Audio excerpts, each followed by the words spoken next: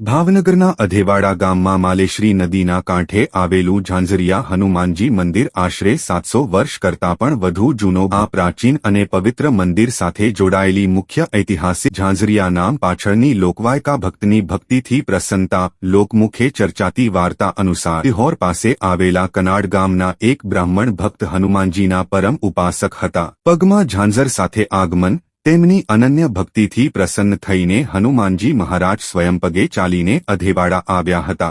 તે સમયે દાદાના પગમાં ઝાંઝર ઘૂંઘરું બાંધેલા હતા અને તેનો રણકાર સંભળાતો હતો. નામકરણ ભક્તની સાથે ઝાંઝર પહેરીને આવેલા હોવાના કારણે આ પવિત્ર સ્થાનકનું નામ ઝાંઝરિયા હનુમાનજી પડ્યું. પૂજ્ય બજરંગદાસ બાપા સીતારામ નું જન્મસ્થળ. આ મંદિરનો ઇતિહાસ માત્ર હનુમાનજીની સ્થાપના પૂરતો મર્યાદિત નથી, પરંતુ તે સૌરાષ્ટ્રના મહાન સંત શિરોમણી પૂજ્ય બજરંગદાસ બાપા બગદાણાવાળા નું પવિત્ર જન્મસ્થળ પણ છે.